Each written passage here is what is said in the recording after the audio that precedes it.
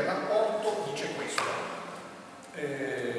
Primo capitolo, attività internazionale, quindi si fa il punto sull'attività del gruppo di azione finanziaria per i rapporti con le istituzioni internazionali, l'Unione Europea, eccetera.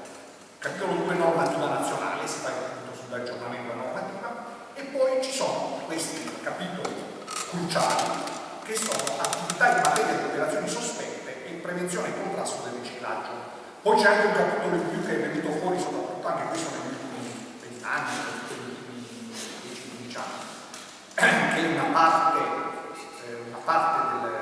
anche di questa attività, che è la prevenzione e contrasto del finanziamento del terrorismo e dei programmi di proliferazione delle armi di distruzione di massa. Questi sono programmi nati in particolare con riferimento al terrorismo internazionale, alla proliferazione di armi nucleari, eccetera, su cui c'è un capitolo particolare di controlli molto simili a quelli del citato, però ovviamente con delle caratteristiche anche particolari.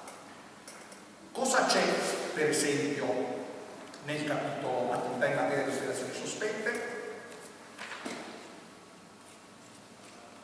Il nostro ufficio unità di protezione finanziaria racconta nel corso del 2011 il numero delle SOS, segnalazioni di operazioni sospette, pervenute, ha continuato ad aumentare, anche se a un tasso inferiore a quello degli anni precedenti.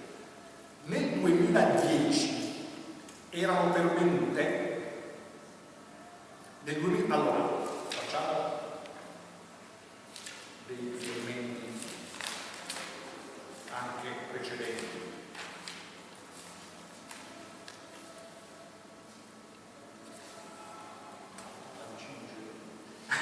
Nel 1997 è stata fatta la prima rilevazione, diciamo, delle segnalazioni antiriciclaggio, che erano i primi esperimenti che si facevano ancora con l'Ufficio Italiano Cambi. Quell'anno ci furono 840 segnalazioni, tutte da intermediari finanziari. Nel 2007, cioè 10 anni dopo, le segnalazioni erano state 12.503 nel 2007. Nel 2011 le segnalazioni sono state 49.075, cioè c'è una crescita esponenziale in cui l'UIF dice nel 2010 erano pervenute praticamente il 77% di segnalazioni in più dell'anno precedente, nel 2011 l'incremento è stato solo del 31%. C'è un boom che prosegue di anno in anno del numero di segnalazioni, quindi bisogna capire poi a cosa portano. Questa è la prima cosa importante, nel senso che abbiamo un primo indicatore, nel 2011 ci sono state 49.000 operazioni, prevalentemente in banca, qualcuna segnalata anche dai professionisti, che potrebbero aver nascosto delle operazioni di riciclaggio. Queste sono venute fuori in base a indicatori, decalogo, eccetera. Dopodiché l'Ufficio Italiano, la Banca d'Italia, vi dà anche i dettagli regionali e provinciali di questa segnalazione. E questa è una delle cose che io consiglierei ai colleghi giornalisti di utilizzare. Perché? Perché questo conto è il dato nazionale, un conto è realizzare sul territorio che cosa sta succedendo, siccome tra l'altro stanno aumentando pressoché dappertutto. Per esempio, nel 2011, anzi qui c'è tutta la serie, se non sbaglio, degli ultimi anni, così possiamo vedere tra l'altro anche il Veneto. Segnalazioni da intermediari finanziari in base alla regione di provenienza. Il totale è passato siamo dal 2009 al 2010 al 2011, totale da 20.000, 36.048, 49.000. Veneto, facciamo il Veneto, così vediamo cosa è successo. Nel 2009 in Veneto ci sono state 1.244 segnalazioni, nel 2010 1.830, nel 2011 2.903, cioè in 2 anni sono più che raddoppiati. 2.903, poi questo vi lascio anche le carte. Sì, sì. Ma questi intermediari hanno un obbligo di segnalare? Cioè, sì, le normative dicono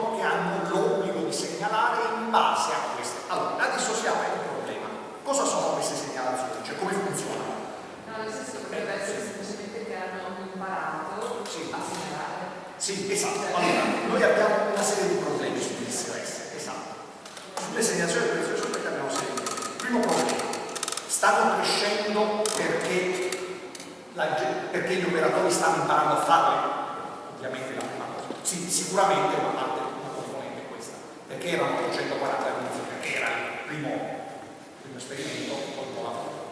Quindi c'è una componente di crescita che, diciamo, non perché si scoprano nuove cose, ma perché si portano alla luce cose che prima non si portavano alla luce perché non si era ancora abbastanza preparati.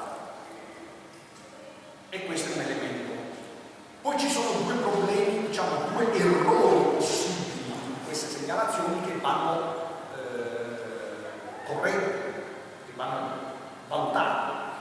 Uno è l'errore, cioè un errore di sovrastima e di sottostima. Cioè uno potrebbe aver segnalato troppe cose per scrupolo, per prudenza, siccome c'è l'obbligo, siccome tu hai appena imparato come si fa, allora dici ma non si sa mai, se poi non la segnalo magari ci vado di mezzo anch'io, allora segnalo tutto, anche troppo, quindi potresti avere i cosiddetti falsi positivi, cioè quelli che dovrebbero essere segnalazioni ma in realtà sono un eccesso. Però potresti avere anche il contrario, potrebbero sfuggirti comunque delle operazioni perché la tua interpretazione, perché comunque il peccato è quanto preciso ti dà, essendo un'interpretazione quella di capire se stavi stimolando o non stavi stimolando, io interpreto, e magari mi sfugge una parte della segnalazione. Tuttavia, l'unità di informazione finanziaria dice che studiando la casistica e guardando poi soprattutto a cosa è venuto fuori dopo, che adesso ci arriviamo, nel complesso, diciamo, questi errori dovrebbero compensarsi, ci sono sicuramente, però nel complesso non sembra, quando si può capire dall'analisi della statistica, eccetera, non sembra che abbiano un'influenza pesante, mentre hanno un po' di influenza il fatto che appunto nuove, diciamo, l'attività sta migliorando la capacità di fare queste segnalazioni. In parte è il miglioramento della capacità di queste segnalazioni, in parte però dice, soprattutto se parliamo degli anni del 2015, non possiamo escludere, anzi dobbiamo mettere in conto, perché insomma bene o male da un po' di anni, un po' di lavoro stiamo facendo, dobbiamo mettere in conto il fatto che con la crisi le operazioni in cui sono coinvolti i capitali illegali probabilmente sono aumentate rispetto a e questo è il punto politico, diciamo, di analisi.